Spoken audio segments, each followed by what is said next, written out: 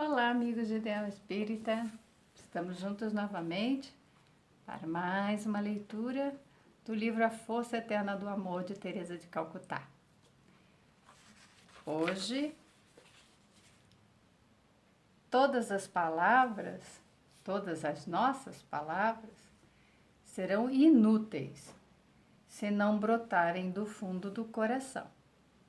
As palavras que não dão luz aumentam a escuridão. Muito importante a gente considerar o valor das palavras que nós estamos falando, porque quando nós não utilizamos a palavra para iluminar, a gente não pode acreditar que existe neutralidade, porque não há. É a mesma coisa que Jesus falou e que está também nas obras da doutrina espírita. Os espíritos nos alertam que quando deixamos de fazer o bem, estamos fazendo o mal. Ela salienta aqui também, em concordância, está coerente com o discurso da doutrina espírita, que quando as nossas palavras, ou seja, o nosso ato, falar é um ato, é uma ação, nossas palavras não aumentam a luz, ou seja, não praticam o bem, elas estão fazendo o mal. A palavra, o verbo e o vocabulário devem ser refinados, compreensíveis e acessíveis, a fim de que façam luz com inteligência. Então, falar difícil e ninguém entender, ou como se rezavam as missas antigamente, em latim, que ninguém entendia, isso, né, não faz luz. Né? Lucidez, olha, essa palavra vem da luz, fazer iluminar a nossa mente, ou seja, a inteligência, ela está associada a você acender uma luz. O que acontece quando a gente entra num quarto escuro e acende a luz? Nós vemos as coisas, tudo se ilumina e significa então que nós tomamos conhecimento. Então, por isso a importância da palavra transmitir luz, ou seja, transmitir algo que nós possamos compreender, porque aí faz sentido na nossa vida, ou seja, ilumina, nós tomamos conhecimento. Se me permitem desenvolver esse conceito, vou me referir àqueles cristãos que querem agradar ao grande público e, para tanto, utilizam-se de conceitos complicados e de vocabulário complexo, que julgam requintados, mas que não atingem o coração, a alma. Então, a palavra, ela deve ser, como Jesus falou, né? Bem-aventurados aqueles que são simples, né? São os pobres de espírito. Ele foi usando várias expressões, mas ele quis dizer da pureza, da gente usar a simplicidade, né? A beleza está na simplicidade. E se a gente pensar bem, até o que é simples nos parece muito complexo, né? Porque nós não temos conhecimento. Tudo que nós desconhecemos é complicado. Mas, a partir do momento que nós lançamos luz, tomamos conhecimento, né, as coisas vão se tornando mais simples, mais claras, né? Tem lógica, né? Vai ali tocar a inteligência do ser humano. Então, é importante duas vias. Né? Aquele que fala com propriedade, usa de palavras, escolheu as palavras certas, precisas e claras para transmitir com maior precisão o seu pensamento, mas, por outro lado, aquele que ouve. Aquele que ouve também tem que fazer a parte dele de estudar. Não é ficar ali querendo que o outro dê tudo mastigadinho. Nós temos a nossa parte de ter que estudar para poder compreender as palavras que são ditas, né, com a intenção de nos ensinar. Mas é preciso que, antes de tudo, assim como a oração, não sejam palavras vazias, vazias de sentido, para que, ao chegar até nós, não se percam, mas atinjam o nosso coração, a nossa alma e façam sentido na nossa vida. Isso porque a enorme massa de habitantes da Terra nem sequer conhece as palavras utilizadas nesses discursos. Exatamente por isso. A Madre Teresa de Calcutá enfatiza a necessidade de educação, porque a maioria das pessoas não tem estudo, elas não têm essa educação capaz de compreender o que se diz muitas vezes. Então é preciso lembrar que muitas pessoas podem não compreender aquilo que falamos. Então nós temos que cuidar de reconhecer quem é o público, quem são aquelas pessoas que nós estamos nos endereçando a palavra. E aí, né, poder traduzir de uma forma a simplificar tudo de modo que haja o que é mais importante, a compreensão. Mas a gente precisa promover a educação de todos para que haja, né, a capacidade de desenvolvermos a nossa inteligência e nos deixarmos com capacidade para compreender muito mais coisas. Então ela fala, né, desses discursos que são difíceis e a maioria das pessoas não tem capacidade de compreender, e dessas pessoas que tão pouco sabem usar termos adequados, né, que exprimam seu pensamento. Portanto, quando falo de fazer luz com inteligência, é porque a palavra precisa cumprir a função para a qual foi criada, comunicar-se. Então, a palavra precisa comunicar algo. Se você fala e as pessoas não entendem, não há comunicação, não há conexão. A palavra é a expressão do pensamento. Então, como eu falei, ela é um ato, né? E como tal, deve ser de acesso amplo e irrestrito. Não defendo que devamos adotar este ou aquele vocabulário para nos fazer compreender, embora deseje apresentar a seguinte proposição àqueles que zelam pelo compromisso cristão. Que tal adotarmos o modelo utilizado por Cristo, que com o uso que fez da palavra, conferiu aos seus ensinos finalidade educativa de tamanho alcance? Então vamos usar as palavras, é uma sugestão que ela dá, né? Que tal se a gente usar as palavras como Jesus usou, para que a gente espalhe, né, conhecimento, eduque as pessoas à nossa volta. Certamente ele, o grande educador, poderia ter adotado linguajar mais elegante, com expressões sofisticadas, de caráter menos usual, e que soasse incomum aos habitantes da Palestina, em sua absoluta maioria iletrados e desprovidos de cultura.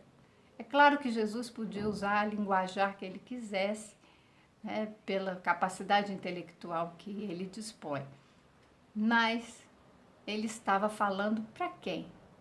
Qual era o público dele? Ele considerou, porque o mais importante do que ele usar de palavras pomposas, um linguajar sofisticado, o mais importante era que as pessoas pudessem compreender-lhe a mensagem. Entretanto, nosso Senhor elegeu palavras que lhe permitissem ser compreendido nos lugares por onde passou. Falou a língua do povo, embora se referisse a assuntos celestes e vivências sublimes. Isso é muito importante da gente considerar, porque não pense que é fácil, não. Só uma pessoa realmente muito inteligente é capaz de utilizar a linguagem coloquial, a linguagem do povo, uma linguagem mais simples para transmitir o conhecimento que é complexo, que é transcendental. Falar das coisas sublimes, falar de assuntos celestes. Não encontramos em seu vocabulário expressão que não seja compreensível tanto ao ignorante quanto ao letrado. Os conceitos mais elevados a respeito de espiritualidade foram expressos por ele de maneira que qualquer um pudesse entendê-los. Daí eu fico com a seguinte questão quando eu leio isso. Jesus falava para o povo, falava por parábolas, usava dos acontecimentos do cotidiano daquele povo. E por que nós temos tantas dificuldades até hoje de compreender essas mensagens de Jesus, de colocar no nosso coração e de praticar? Quando fui convidada a escrever, quando me disseram que os mortos também falam, escrevem e se comunicam com os que se dizem vivos, procurei por toda parte alguém que me pudesse perceber os pensamentos. Os espíritos se comunicam pelo pensamento. Nós também, nós nos comunicamos pelo pensamento. Mas como nós temos o corpo físico, o que acontece? Nós escondemos os nossos pensamentos por conta desse corpo. Mas para os espíritos desencarnados, os nossos pensamentos são completamente audíveis, eles são capazes de ouvir os nossos pensamentos. Então, é preciso ter muito cuidado, vigilância com o que nós pensamos. Pensamento cria, pensamento também é ação, é ato, é energia. Mas ela fala aqui que ela precisou de alguém, um instrumento, que é o médium, para poder transmitir o seu pensamento. Visitei religiosos que poderiam ser meus intérpretes. Acheguei-me a pessoas que se diziam médiuns. No entanto, minhas palavras ficaram comprometidas com a tentativa de alguns de pôr em minha boca determinado vocabulário que eu não utilizei em momento algum. Rechearam minhas palavras de tamanha complexidade, tentando me fazer ser aquilo que nunca pretendi. Alguém por aí ainda me disse com o pensamento algo como: mas você é um espírito superior, terá então de usar sintaxe e termos compatíveis com a sua posição. Existe muito esse discurso, de que se você é um espírito superior, você deve usar de um linguajar complicado, que estaria à altura do seu conhecimento. Vejamos bem, a pergunta é: para quem você quer falar? Se você quer falar para pessoas que não têm capacidade de compreender esse vocabulário, esse linguajar, não adianta você usar, porque você não vai se comunicar, como ela falou. A pretensão é comunicar, então a gente tem que saber usar a palavra para isso. Tem muito na literatura espírita obras que são difíceis de compreender se nós não temos o estudo adequado para isso. Então, é preciso, às vezes, ler uma obra com um dicionário do lado. E o primeiro livro espírita que eu fiz, que eu li, eu fiz esse exercício. Eu tinha 4 volumes, não existia ainda a internet, não existia ainda esse meio virtual. Então, eu tinha lá os 4 volumes grandes de dicionário, um caderninho, e eu lia uma página, anotava as palavras no caderninho que eu não conhecia, depois pesquisava tudo no dicionário, escrevia ao lado da palavra que eu não conhecia o sentido dela, com aquela palavra que eu passava então a entender. E relia a página, dessa vez, com a atribuição do sentido ali para aquilo que eu não conhecia. Dali, eu fiz um grande estudo naquela obra, foi uma obra psicografada por Divaldo, e é uma obra psicografada pelo espírito Victor Hugo. Então, já é um linguajar bem complicadinho, né? Mas foi para mim de imensa aquisição pessoal, né? Eu fiz o estudo, aprendi muito daquele vocabulário, ampliei meu vocabulário, mas foi uma iniciativa minha. Se eu não fizesse esse movimento de pesquisar no dicionário, eu teria lido a obra sem compreender absolutamente. E aí era tempo perdido, porque ia ser uma obra lida, mas continuava vazio, né? Não me acrescentou em nada. Então, temos na literatura espírita muitas obras que a gente precisa ler com dicionário, sim, porque tem um linguajar complicado. Mas Teresa de Calcutá, já tendo essa reflexão, por ela, isso é uma escolha dela, né? A escolha dela é: eu quero me comunicar da forma que eu entendo que deva ser. Se eu entendo que a maioria não tem acesso à educação, não tem acesso a um dicionário, não conhecem as palavras, por que eu vou falar com elas de uma forma que elas não me compreendam, se o meu objetivo é me fazer compreender e tocar-lhes o coração? Então, ela está sendo coerente com ela mesma. E cada um que pensa de sua forma pode entender que precisa falar um pouquinho mais rebuscado para que as pessoas busquem se aprimorar, busquem se desenvolver, busquem estudar. Mas existe essa dificuldade. Algumas pessoas não têm acesso ao estudo. Quando todos nós tivermos acesso ao estudo, não teremos mais essas barreiras e haverá uma comunicação mais fácil, porque todos nós estaremos, né, nos desenvolvendo. Então, fica aí uma reflexão para nós. Tá? E aí ela pensou: meu Deus, que fizeram esses homens dos seres que foram apenas homens? Querem transformar-nos em santinhos beatificados pelas concepções religiosas que já se mostram falidas nos últimos 2000 anos. Porque eu, que falei tanto aos simples quanto aos homens de poder do mundo, sempre usando palavras simples, sem complicações no vocabulário, terei de voltar ao mundo usando uma linguagem rebuscada que poucos entendem. Ela falava para grandes, né, os poderosos do mundo e para os miseráveis do mundo. Ela conheceu esses dois mundos, ela circulou por esses dois mundos, levando a mensagem. A sua linguagem é de amor, é uma linguagem simples. Embora o amor seja algo muito complexo, mas ela levava a mensagem simples porque ela queria garantir a clareza da comunicação, né? Para que ela se fizesse entender.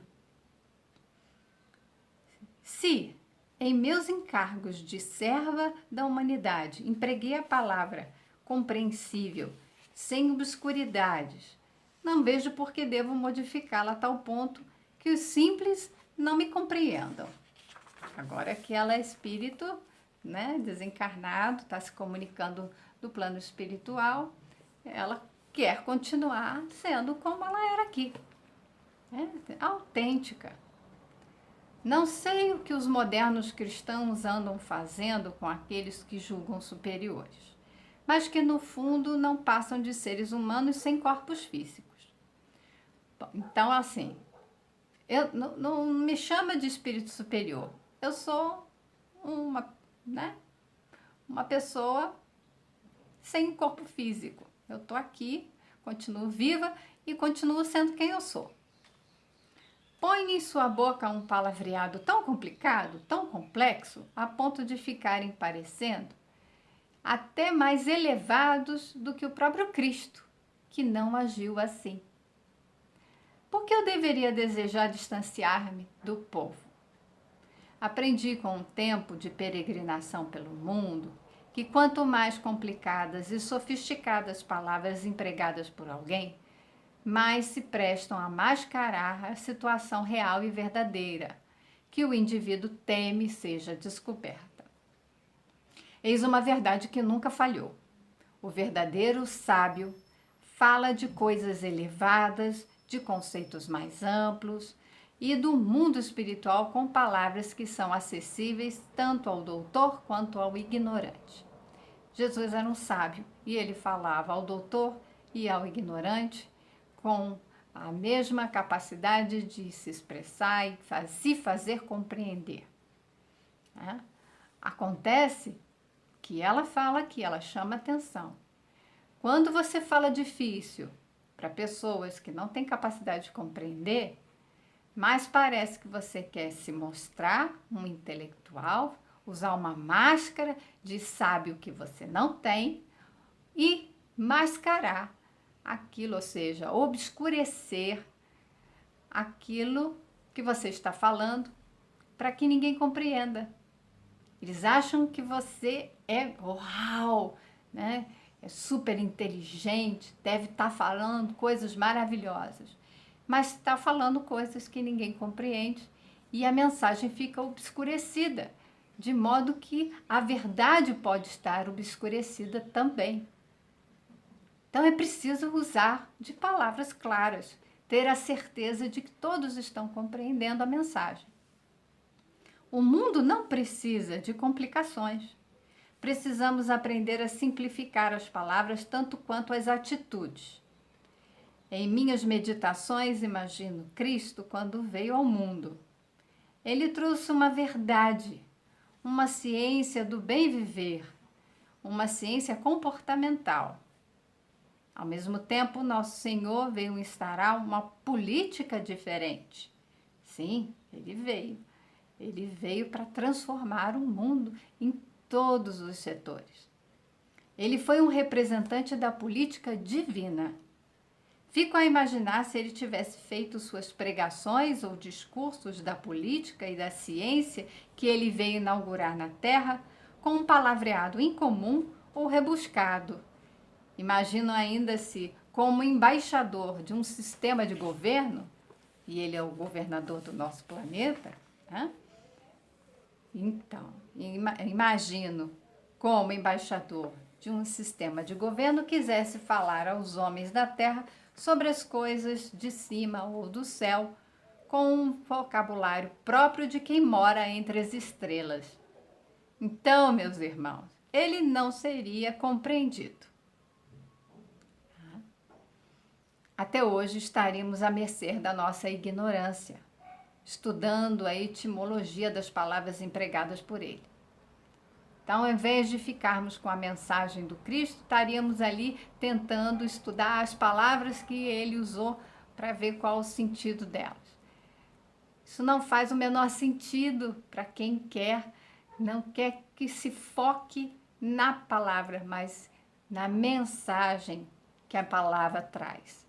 Jesus, ele realmente, governador deste planeta, ele veio para cá para agir na transformação das pessoas e do mundo.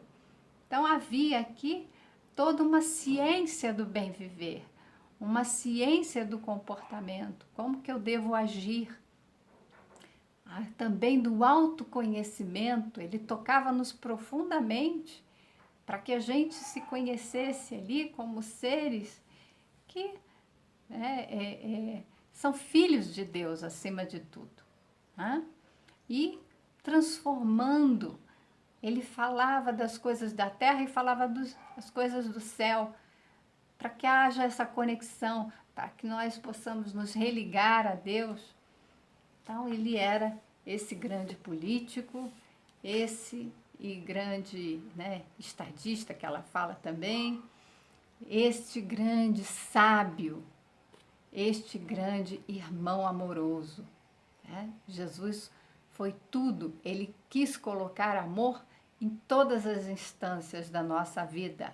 Não podemos apartar, deixar o amor num canto e outras coisas, a ciência, a política, né? Até a religião apartou o Cristo dela. Então nós temos que unir, né, o amor, temperar o amor, que é o sal da terra, em tudo que nós fazemos, em tudo que nós falamos. Então, meus irmãos, ele não seria compreendido. Até hoje estaríamos à mercê da nossa ignorância, estudando então a origem das palavras. Em vez de entendermos o fundo, o pensamento por detrás das palavras, estaríamos ainda debatendo sobre o que ele quis dizer, cogitando se as expressões pronunciadas eram as mais apropriadas para representar seu pensamento. Isso ia ser uma perda de tempo muito grande. A gente ia estar tirando o foco, né? Ali o fundo, o pensamento por trás daquelas palavras. A gente estaria focando nas palavras e não no pensamento do Cristo, na mensagem. Mas não, o Cristo simplificou, falou de maneira que qualquer pessoa, em qualquer época da história, pudesse tirar proveito daquilo que disse. Algo que somente as grandes almas conseguem fazer. Realmente, só os sábios conseguem fazer. Sabem exatamente o pensamento ser transformado em palavra e usar dessa palavra para transmitir luz, como ela fala, para iluminar as consciências. Contudo, não quero falar somente da força da palavra em si, nem me ater às complicações que os homens difundiram ao privilegiar um vocabulário considerado sofisticado. Quero dizer da força do verbo, quando ele é motivado pelo amor, por um ideal verdadeiro e genuíno.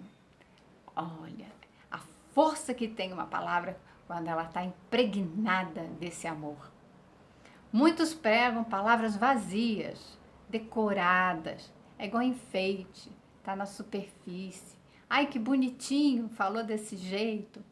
Mas cadê o amor? Igual prece. Prece, às vezes, soa ali tão bonitinho, mas cadê o sentimento? Te tocou profundamente? Então, aí sim. Então, ela fala, copiam outras pessoas e traduzem experiências alheias como se fossem suas, particulares. Então, nessas palavrinhas, eu pego palavrinhas bonitinhas, palavrinhas para decorar, eu pego emprestado, uso no meu discurso, fica lindo. Quem faz trabalho acadêmico, né, tá no meio para isso, vai usar as palavrinhas, vai decorar um texto para que ele tenha aquela cara de científico. Mas qual é o objetivo da nossa fala? A gente tem que ter sempre em meta a comunicação, ela tem que se estabelecer. E essa comunicação, ela estabelece uma conexão, uma relação, em que quem fala e aquele que ouve que tem que entender. Assim sendo, não falam do coração, quando se usam palavras vazias para decorar o discurso. Não falam do coração nem de um ideal que lhe seja próprio. Apenas reproduzem ou ecoam, né? Sai como eco, reproduz, a palavra fica lá, repetindo, sem o conteúdo da vivência. Aquilo que ouviram ou leram e que repetem com um tom pessoal, porém sem alma nem coração. Isso é tão importante, porque eu estou lendo aqui, eu estou reproduzindo aqui o que ela está falando. Estou fazendo isso aqui. Só que quando você tem a vivência, você já consegue carregar de afeto. Então, essas palavras, quando eu leio, eu estou tão envolvida emocionalmente com esse estudo que eu vibro isso. Então, as palavras dela me tocam profundamente. E aí, transmito com essa força que é pessoal. Eu dou o meu tom pessoal, né, as minhas interpretações, minhas análises, né, o meu tom pessoal, mas carregado dessa força, dessa vibração. Tem pessoas que simplesmente leem texto, sem essa vibração e também consegue dar um tom, né? Vai fazendo a encenação, é como um teatro, vai fazendo a encenação, né? Como se fosse, eu estou aqui encenando a Madre Teresa de Calcutá, ou eu estou transmitindo com o meu afeto, carregado de afeto. É como se eu sentisse a força, a energia da Madre Teresa de Calcutá e para poder transmitir. É assim que eu sinto.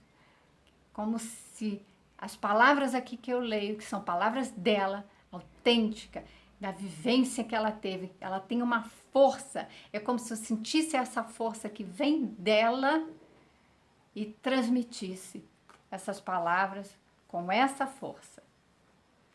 Então, a palavra, o discurso que queira atingir seu coração, precisa, a meu ver, estar ancorado num ideal. Por isso, porque eu tenho um ideal. Então, quando eu li isso daqui, foi por inspiração. Esse livro que eu estou lendo por inspiração espiritual. Ele não foi colocado na minha mão por acaso. E eu tenho esse ideal que eu estou encontrando isso nas palavras dela. Então, isso reverbera, entra em sintonia. Então, é preciso estar ancorado. Nossa palavra tem que estar ancorada no ideal, em certa medida, numa vivência, e ser, ao menos, verossímil. Então, tem que ter alguma verdade naquilo que a gente fala.